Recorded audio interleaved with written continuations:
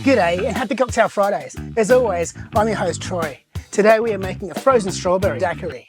It's another pleasant day for me, Peter the Strawberry. This recipe calls for white rum, fresh lime juice, sugar syrup and some frozen strawberries. Into a blender, add 2 generous shots of white rum, the juice of a whole lime, a squirt of simple syrup and 250 grams of frozen strawberries. And blend.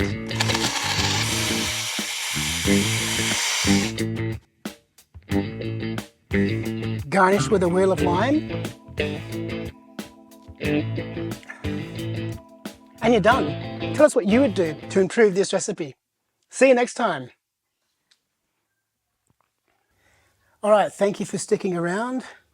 You can continue watching the video if you want to see the behind the scenes commentary, or you can leave me now. Thank you. Alright, thank you for sticking around. I think this is cocktail number 62, I'm not too sure. I'm still hoping to get some people's products onto my show so I can showcase them and obviously make a little bit of money. I always struggle getting the lime to line up properly for the TikTok version of this video. But one day I'll get there, maybe, I don't know. So the I'm not really sure about when the strawberry daiquiri first came into the picture, but I'm sure it was traditionally just some sort of frappe that someone decided to add vodka to. I mean, why wouldn't you? The daiquiri itself apparently comes from a Cuban style of drink where they would mix lime, honey, and water, right? But according to folklore, aka the internet, the daiquiri was created by an American engineer at the end of the 20th century, in, I don't know, circa 1898, after Roosevelt's victory of the Battle of San Juan Hill. That's with a J-U-A-N. And that's when the Americans started to explore Cuba's iron ore mines, etc., etc., right? There is actually a small town called Daiquiri, and that lies in Cuba. So I guess the myth is that's where the cocktail was created, but you never really know. Like, not all cocktails are named after places, but then again, most are. Who knows, right? You can see now that I'm squeezing that lime into the blender. And it always takes a long time to do at least one full lime. That's why I speed these up, because no one wants to sit there watching me grunt over lime juice. One essential thing that I forgot to do here was strain it. Normally I don't, when you see me squeeze citrus or other fruit into the shaker itself has a like a gauze on it, like little holes, and that stops the pips from going into the drink. That's why I don't strain. But with this recipe, well, let's just say there's a chance that there were some of the seeds from that lime that got chunked up and into the drink. I didn't notice any, but then I didn't blend it properly either. There were chunks of unblended frozen strawberry in there. The drink itself is quite delicious. It's got a very thick mouthfeel, but with the frozen, like strawberries or even any frozen berries, if you do this with mango, you're probably going to have the same result, which I'll probably do in a later episode. Yeah, but and the other thing about this drink is it's quite filling.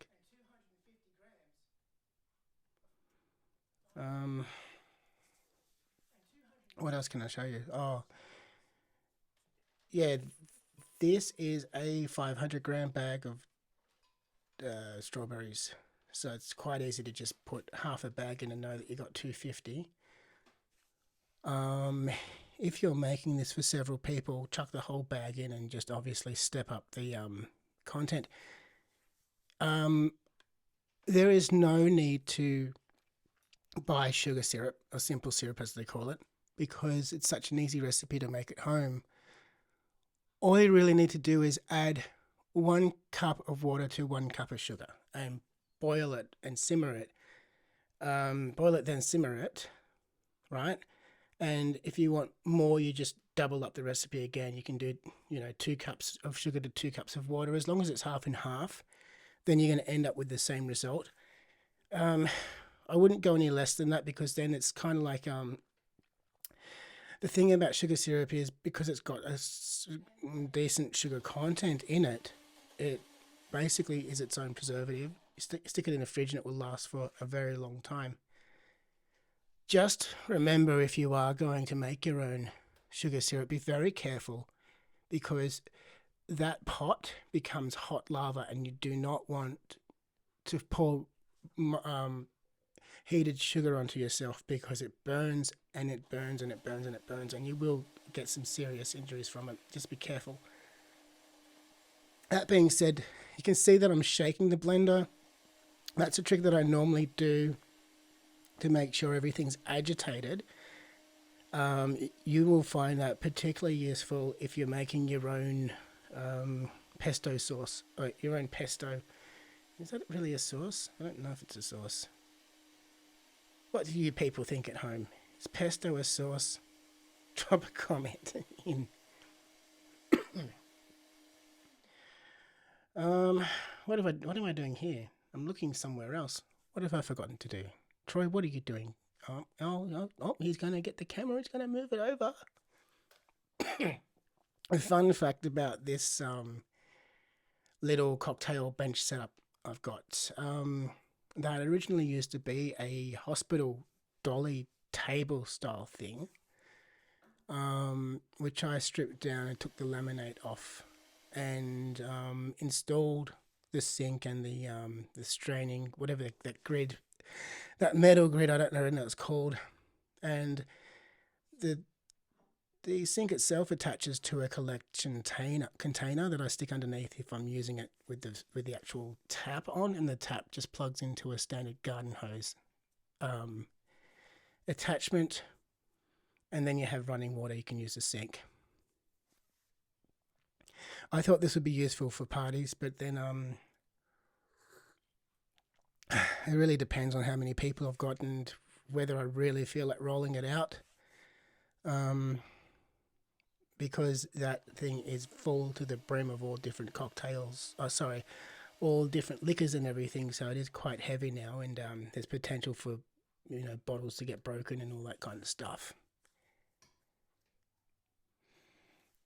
And if you watch this video clip when I'm pouring this, you can see a little bit of steam or frost, whatever you're going to call it, the air being frozen from the coolth of the mixture, which was quite interesting for me. I would have also chucked in a little fancy umbrella and a fresh strawberry with the garnish, but I didn't end up buying fresh strawberries, and I forgot basically. The frozen ones would have looked terrible.